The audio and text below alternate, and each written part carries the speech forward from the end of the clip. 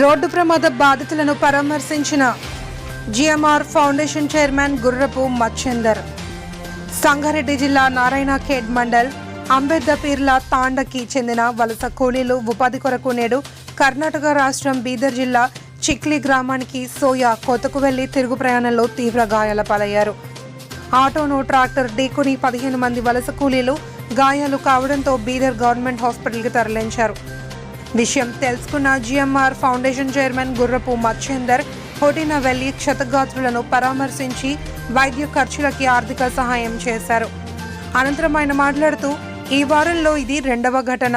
ప్రభుత్వం క్షతగాత్రులకు ఎక్స్గ్రేషియా అందించి ఆదుకోవాలి అని, ఇలాంటి ఘటనలు పునరావృతం కాకుండా ఉండాలన్నారు.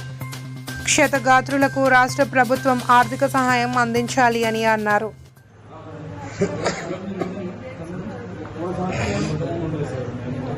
బీదర్ ప్రాంతానికి వచ్చి ఆటోలో యాక్సిడెంట్ అయ్యి, ఆటో కరెక్ట్ రూట్లోనే వెళ్తుంది, రాంగ్ రూట్లో వచ్చిన ట్రాక్టర్ ఆటోని కుదరడం వలన యాక్సిడెంట్ అయ్యి చాలామంది తీవ్రంగా గాయపడ్డారు.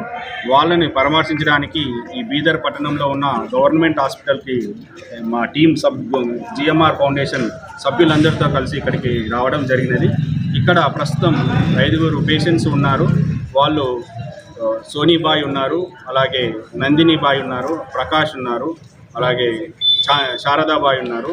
వీళ్ళందరినీ నేను పరామర్శించి వాళ్ళ ప్రస్తుత పరిస్థితి ఏంది అనేది తెలుసుకోవడం జరిగినది.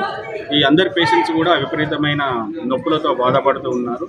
వాళ్ళకి ఏదో మా నామమాత్రపు కొంచెం ఆర్థిక సాయం కూడా మా ఉడత సాయం లాగా మేము చేయడం జరిగినది మా ఫౌండేషన్ తరఫున. నేను ఈ వలస కూలీలకు సంబంధించిన సమస్యలు నేను ఎప్పటి నుంచో చూస్తున్నాను, నా చిన్నప్పటి నుంచి కూడా చూస్తున్నాను.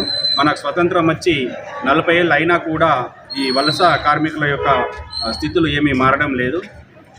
సో ప్రభుత్వం తప్పకుండా వీటి మీద చర్యలు తీసుకోవాలి అని నేను విన్నవించుకుంటున్నాను. ఈ నారాయణఖేడ్ ప్రాంతంలో ఈ వలస కార్మికుల యొక్క సమస్య చాలా తీవ్రంగా ఉంది. ఈ సమస్యని మన స్థానిక ఎమ్మెల్యే, ఎంపీ ద్వారా రాష్ట్ర ప్రభుత్వానికి నేను చేరవేర్చాలి అన్న కూడా నేను కోరుకుంటున్నాను. ఈ వలస కార్మికులు